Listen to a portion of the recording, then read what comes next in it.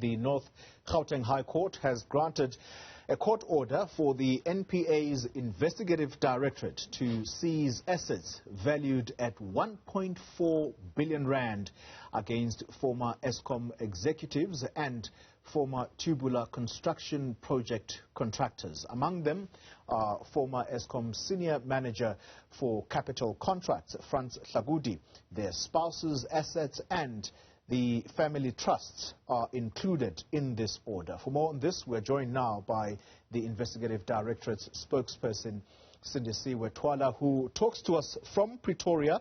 I understand, Sindisiwe, you are outside one of the properties that are affected. My question to you is that in the statement you've just issued, you say that a curator that has been appointed by the courts has already compiled a list of the affected assets. Talk to us about that inventory list. What kind of things are we looking at? We are essentially looking at property of the accused.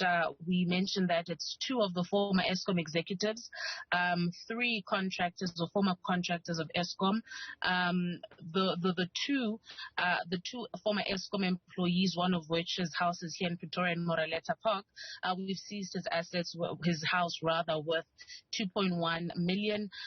There's a house in Woodbank in Del Judo of one of the Eskom executives, former executives, Masang, worth 1.4 million, and the list goes on. But what we are seizing essentially is property, their houses.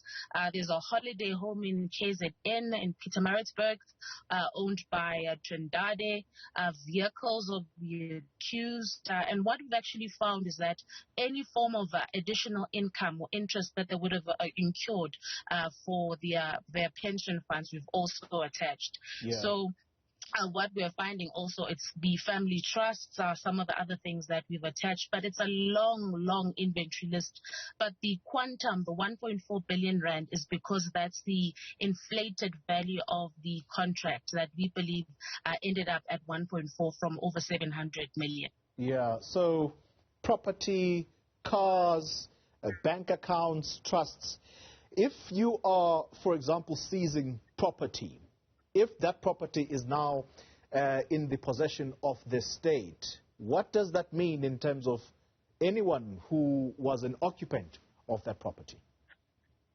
So what we're basically saying is that they cannot handle the property. The curator, Trevor Hill, has been appointed.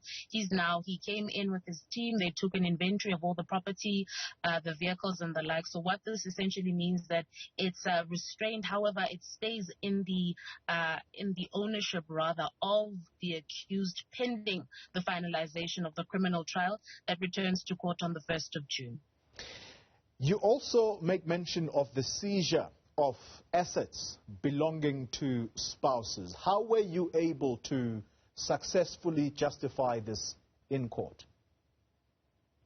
So what we are saying is that this forms part of benefits that were accrued or received because of undue enrichment. We believe that Tubular Construction Projects greased the hands of the former executives for about 30 million odd and various other gratifications. We know that we also told the court that Homeswane was the money laundering vehicle which laundered the money. It's the assertion that we made in court. So we're saying that the spouses then benefited from the criminal conduct. So if property was bought and it's in the joint estate of one of the accused, then we believe it ought to be restrained pending the finalization of the case.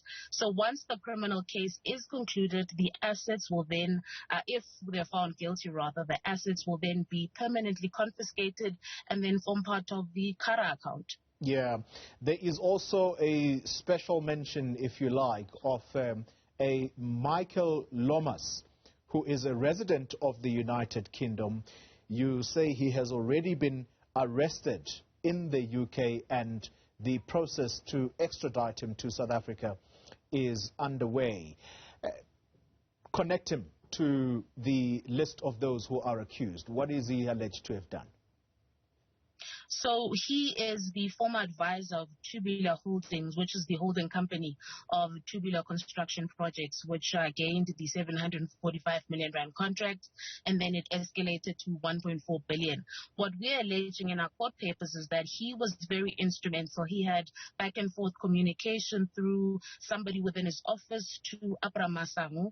We're also alleging that that's how they agreed or underquoted 700 million, and then escalated within a period of 2 years for the disadvantage of Eskom for the those cooler systems that we believe that were procured.